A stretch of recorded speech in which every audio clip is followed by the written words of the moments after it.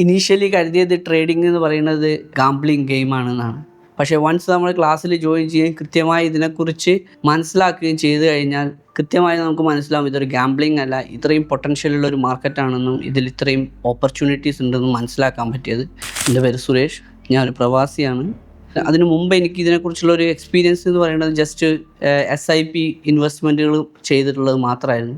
പിന്നീട് വൺസ് ഈ ക്ലാസ്സിൽ ജോയിൻ ചെയ്തതിന് ശേഷമാണ് ഇത്രയും പൊട്ടൻഷ്യലുള്ള ഒരു മാർക്കറ്റാണെന്നും ഇതിൽ ഇത്രയും ഓപ്പർച്യൂണിറ്റീസ് ഉണ്ടെന്നും മനസ്സിലാക്കാൻ പറ്റിയത്.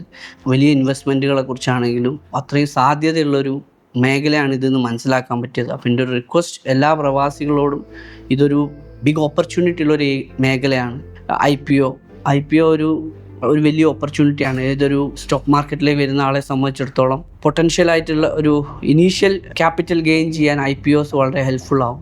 അതിൽ നിന്ന് കിട്ടുന്ന പ്രോഫിറ്റ് ഉപയോഗിച്ച് ഫ്യൂച്ചറിൽ അത് ട്രേഡ് ചെയ്യാൻ യൂസ് ചെയ്യാൻ പറ്റും. ഇതെല്ലാം മനസ്സിലായത് വൺസ് ഈ കോഴ്സിൽ വന്നതിന് ശേഷമാണ്. അപ്പോൾ എൻ്റെ കരിയറിൽ ഇതൊരു വലിയ ബ്രേക്ക് ത്രൂ ആണ്. അപ്പോൾ എല്ലാ ആളുകളും സ്റ്റോക്കിനെ കുറിച്ചും സ്റ്റോക്ക് മാർക്കറ്റിനെ കുറിച്ചും കൃത്യമായിട്ട് പഠിക്കണം. അതാകുമ്പോൾ ഏർലി ഒരു റിട്ടയർമെൻറ്റിനെ കുറിച്ച് പ്ലാൻ ചെയ്യുന്ന ആളുകൾക്ക് ഇതൊരു വലിയ ഹെൽപ്ഫുൾ ആവും. അപ്പോൾ എനിക്ക് ഇത് വെച്ചിട്ട് എത്രയും പെട്ടെന്ന് തന്നെ ഒരു ഏർലി റിട്ടയർമെൻറ്റിനെ കുറിച്ച് പ്ലാൻ ചെയ്യാൻ പറ്റുന്ന രീതിയിലേക്ക് എനിക്കിത് സപ്പോർട്ടീവായിട്ട് മുന്നോട്ട് പോകുന്നുണ്ട്.